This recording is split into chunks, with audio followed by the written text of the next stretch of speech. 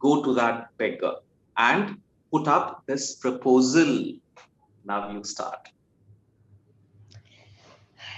They put up this proposal, but the beggar was also cunning, so he also thought that why don't I take up both the kingdoms? But Mr. Response, how can you do this thing? Hello. Hi, Welcome back, Havisha. How are you? thank you. I'm great. How about you? Thanks for asking. Wow, even I'm doing great. And you know what? I stumbled upon your YouTube channel. Oh, that's great. I just saw your channel, your content, and I think uh, that's you and your father in most of the videos, isn't it? Yes. Wow, that's very good. And you seem to enjoy that YouTube activity so much, reading stories, talking about books, and particularly I have seen Sudha Murthy's books, isn't it? That is what you talk about a lot. Yes, you're right. Okay, great, great. Tell me something about this YouTube channel of yours, Havisha. How did it happen? Startingly, we just made it for fun or simply just for Okay, fun. But as it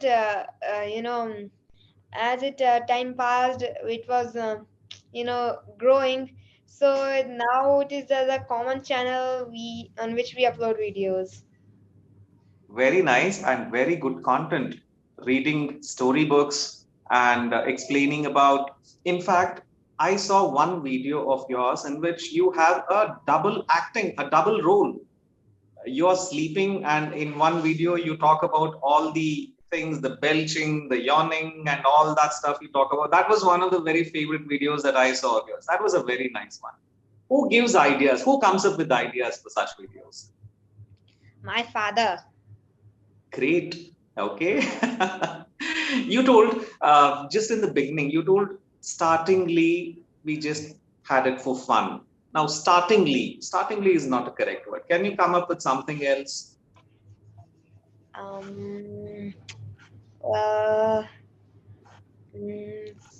when we started, Absolutely. When we started, we just did it for fun. But then we started enjoying it, isn't it? That's nice. Great. And let us talk about your love for books today, Havisha. What kind of books? Because basically, there were a lot of story reviews, and you read out stories and all that stuff. So, tell me about your love for books. yes, I like to read storybooks, but not big storybooks which I cannot even understand, such as novels. My sometimes my father reads something which is Goldfinch. It's a big book, and it's a almost this much fat book. He reads it, but I just after seeing it I feel dizzy that how can he read such big storybooks? But I like reading children's storybooks um and many more books which are for children. That in that I have a good interest, but my father doesn't have interest in those children's storybooks. But yeah, Okay. he reads it for me. Oh, he reads it for you. And in fact, tell me some of the books that are your favorite. What are the authors? I know Sudha Murthy is one book that you read. What are the other books? Yeah, I really like to read about spiritual books and storybooks. Spiritual books. You're just a kid, dear. You're just a small kid and spiritual books. Tell me more about it. What kind of spiritual books? Um, Books which relate like Bhagavad Gita and Bhagavatam and I will do a temple and easy journey. There are many books my father read when he was also when I was young and I did not know anything about spiritual things. My father read a lot of books and almost all the books are kept in a big place. We have Okay. lots of books.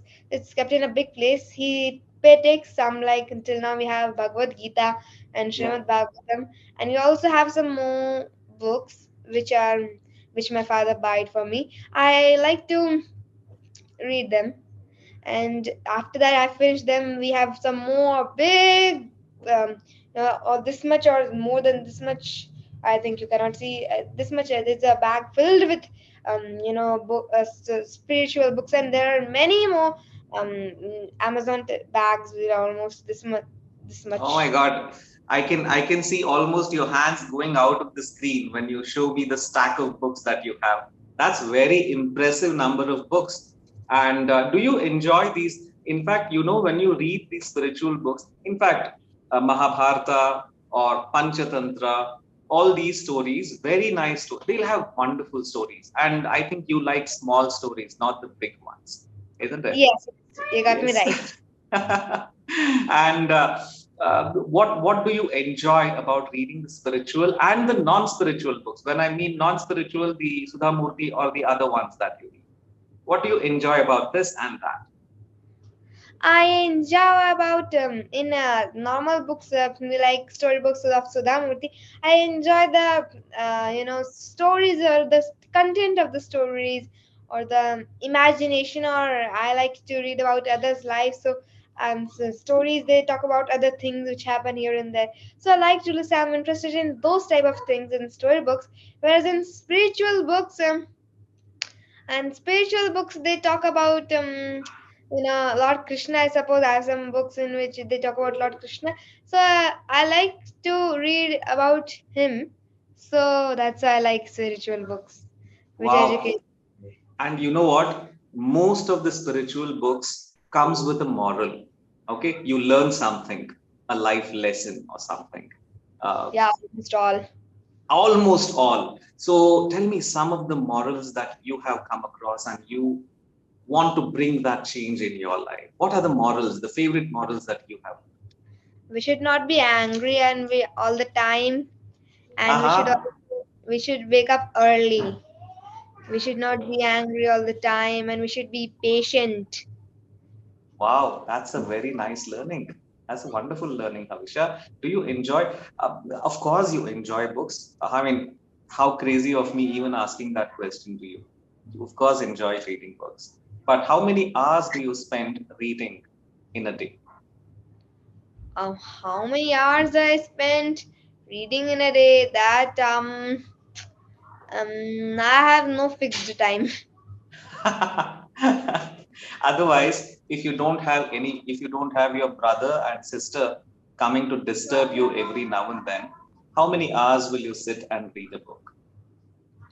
Well, if we talk about spiritual books, sometimes I go so much deep into the thoughts of it that I don't know how much time it is gone. That sometimes when I would read Srimad Bhagavatam, I would not know if some 15 or 20 minutes have gone, but really half an hour would go off. Okay. Wow, So this very nice. these are sometimes, but it depends on time. Sometimes when I have a lot of things to do, I get very little time. But yes, at least I eat one shlok every day. Wow, okay. And do you learn these slokas by heart? Yeah, I read them every day. Some shloks, I think I read them every day, so I have learned them.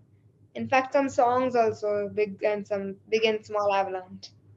That's very, very impressive. So let us play one game. Now that I know Havisha loves stories. Now, what are the kind of stories? Do you like those the king and the queen and the demon kind of a stories, or do you like the everyday real life stories? What are the ones that you love the most? Which I like Akbar Birbal. Ah, that's very interesting. In fact, very, very intelligent stories you have. You get a lot of enjoyment and pleasure by reading those books. I love Akbar and the way the cunning Birbal and the King Akbar, the conversations that they have, isn't it? Don't you enjoy? Yeah, I enjoy the wittiness, the wit of Birbal. Yes, absolutely. Now let us play one game. We, both of us together, we will create a story, a unique story. Okay. Now you start a story. Fine. You tell a couple of sentences and I will continue the story. And after a couple of sentences, I will stop. You continue the story. You'll have to continue the story from the place I left.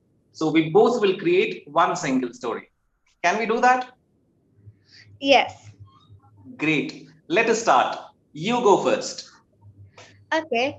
Once upon a time, in a forest near the village Uttaravan, near the village Uttaravan, lived a small boy who was very near to the forest. He would generally go to the forest nearby and enjoy its beauty, but his parents would not allow him generally. So because of the wild animals. So one day when he went to the forest, hiding from their sneakily hiding from from his parents, he saw a lion fighting with a tiger. He was fascinated to see this because it was the first time when he saw this. And after watching such a wonderful view, he was not willing to go back. He went deeper into the forest till he saw uh, when he was tired, he could not find the way back home. So he started resting under a tree. Then suddenly he saw a voice coming up from the tree, saying that a bird was talking to him and uh, saying that, "Come on, this boy has kidnapped this boy and take him away." Eh, the boy was scared that, "Oh no, what is happening here?" So he ran away to another place, and in the another place also the bird looking like that, but it was not really the same bird. It was looking like this bird, but it was not really the same. It also started speaking, "Come on, welcome, you're welcome to this Wait, place." Havisha, wait. There is a confusion in understanding. I told that we both will create one story. Okay. Now, you will need to stop at some point and you will need to let me continue the story in my own words. Okay. So, you will tell a little part. I will add my own imagination to that part and we both will create one single story. Got it? Okay, so shall I start again? Yes, absolutely. You can start whenever, you can stop whenever you want. Okay. So tell a small part and then let me tell some part of it. Okay. Great. Start again. Okay. So, once upon a time, in a beautiful kingdom, lived a nice king who would always think that his citizens are always happy, but his minister would not agree to it. So one day, they thought of a plan to check out whether the citizens are really happy or they are not. So they thought of a plan, and then they said to all the citizens to come and ask that what they need and what if they're happy or not. All the citizens agreed that we are happy. We are happy with whatever we have. We will, if you give us gold, we will not accept it. We are happy with whatever we have. And now you should continue. Okay, fine. Great content. Great start to the story. But there was one beggar in that kingdom who wanted to take advantage of this situation. He thought, well, if I go and tell the king that I'm not happy, I am very poor and I need a lot of money to buy a house, maybe I will get a house. I will take advantage of this situation. So he went to the minister and told, Minister, I am not happy in your kingdom. I need money and I need a house to live in because I live on streets. So, what can I do? What can you do to help me and make me happy in life? Now, you. Yeah, so the minister told this thing to the king, and the king also thought about it. And the king was very noble, and he was very humble, and he was not cunning. And he gave his whole palace, thinking that if you go further, he will find another palace. But but he gave the whole palace to him for a day to take how much ever money he wants. The beggar said, became a king for a day. The beggar, the beggar told the king to be gone from the kingdom. He banished the king from the kingdom. But the king forget to think that, "Oh no, what have I done? I shouldn't have gave this kingdom to this beggar. I should have given only some pounds of money instead of this whole kingdom. Oh, what a foolish thing I made." So. he and his ministers went to another kingdom in search of livelihood, and when they were searching that, asking that what can, then one day they met a rishi. They asked the king asked, "What can I do for my bread and butter?" The rishi said, "You can simply you have two options. You can either beg for money or you can switch a work around. Now you start." Okay, fine. But the minister was very, very cunning and very intelligent. The minister didn't want to lose the kingdom. He loved his king. Now he told to the king, King, we have done a mistake by making this beggar the king of the kingdom. Now we will intelligently have to take the kingdom back. We will hatch a plan together. Minister told the king, I will go to that beggar and give him another option.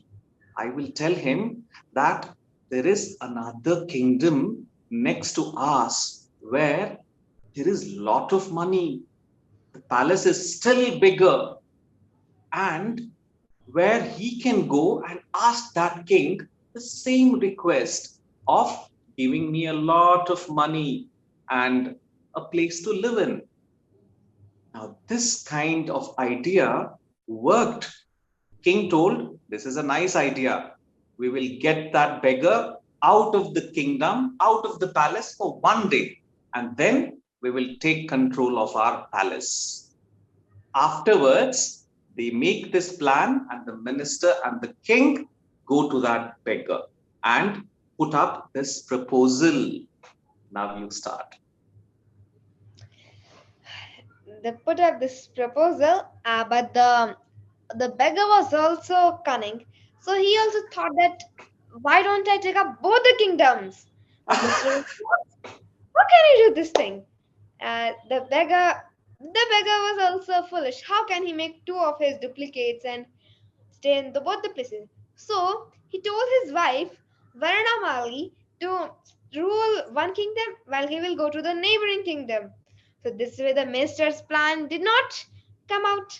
And so the minister was very sad. He thought of another plan to remove the wife of of the beggar, Varnamali. Varnamali was not cunning. She was, a normal little village woman who was not knowing anything. Whatever the person says, she will simply say, "Okay." So the minister thought again and again, and then idea came out.